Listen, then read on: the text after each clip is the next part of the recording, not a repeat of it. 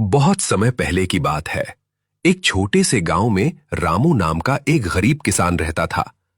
उसके पास थोड़ी सी जमीन थी, लेकिन कई सालों से मौसम की मार और खराब फसल के कारण उसकी हालत बहुत खराब हो गई थी। घर में उसकी पत्नी सीता और दो छोटे बच्चे रहते थे।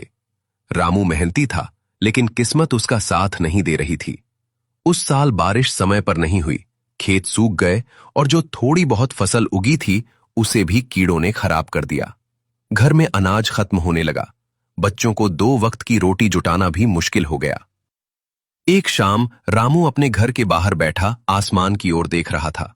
उसकी पत्नी ने आकर कहा, जी अब क्या होगा? घर में बस 2 दिन का अनाज बचा है। रामू ने गहरी सांस ली और बोला, मैं कल सेठ के घर जाऊंगा, शायद कोई मदद मिल जाए।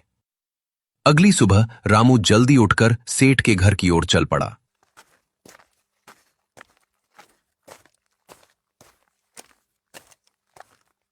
गांव से कुछ दूर एक बड़े सेठ का घर था।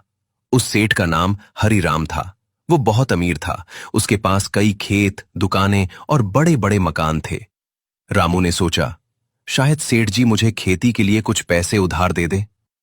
काफी हिम्मत जुटाकर वो सेठ के दरवाजे पर पहुंचा। बड़े बड़े फाटक देखकर उसके कदम रुक गए, लेकिन अपने बच्चों का चेहरा याद करके उसने दरवाजा खटखटाया। एक नौकर बाहर आया। क्या काम है? रामू बोला, मुझे सेठ जी से मिलना है।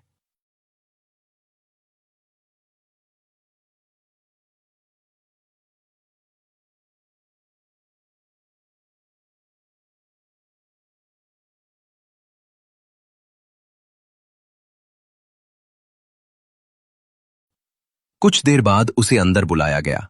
सेठ हरिराम आराम से कुर्सी पर बैठे थे। हाँ किसान, क्या बात है? सेठ ने पूछा। रामू ने हाथ जोड़कर कहा, सेठ जी, मैं बहुत गरीब किसान हूं। इस बार फसल खराब हो गई। मेरे पास बीज खरीदने और खेत जोतने के लिए पैसे नहीं हैं। कृपया कुछ पैसे उधार दे दीजिए। अगले साल फसल होने पर लौटा दूंगा। सेठ ने कुछ देर तक रामू को देखा। तुम्हें कितने पैसे चाहिए? बस 5,000 रुपए सेठ जी। सेठ ने मुस्कुराते हुए कहा, ठीक है, लेकिन मेरी एक शर्त है। रामू घबरा गया। क्या शर्त है? सेठ बोला, मैं तुम्हें पैसे दूंगा, लेकिन 1 साल बाद तुम्हें 6,000 रुपए लौटाने होंगे। रामू के पास कोई और रास्ता नहीं था। उसने शर्त मान ली। सेठ ने पैसे दे दिए और रामू खुशी खुशी घर लौट आया। घर पहुंचकर उसने बीज खरीदे, खेत तैयार किया और जी जान लगाकर मेहनत करने लगा।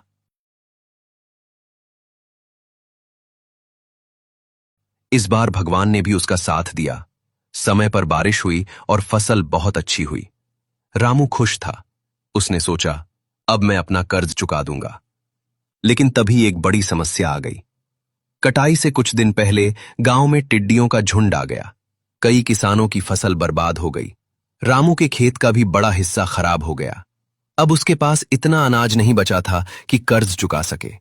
दिन बीतते गए और 1 साल पूरा हो गया। सेठ के नौकर ने आकर कहा, सेठ जी ने बुलाया है, कर्ज चुकाने का समय हो गया है। रामू उदास मन से सेठ के घर पहुंचा। कहो किसान, पैसे लाए? सेठ ने पूछा। रामू की आंखों में आंसू आ गए।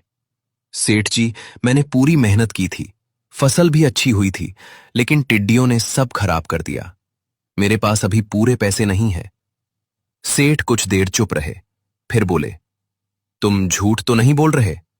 नहीं सेठ जी, आप चाहें तो गांव में किसी से भी पूछ सकते हैं।